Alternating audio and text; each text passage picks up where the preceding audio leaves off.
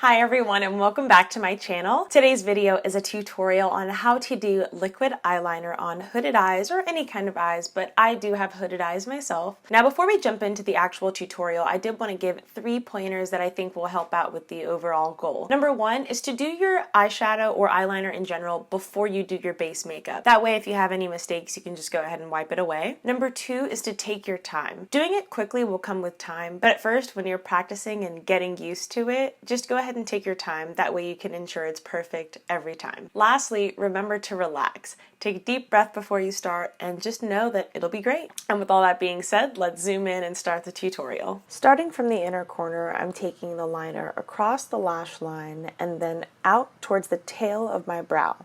Now I'm going to the middle of the lid and drawing a line to connect from there to the end of the line we just drew. Now I'm going to use this area to build up my liner to the desired effect and fill in the empty space. And that's it. Thank you so much for taking the time out of your day to watch this video. If you enjoyed it, please give it a thumbs up and don't forget to hit that subscribe button if you haven't already. Bye!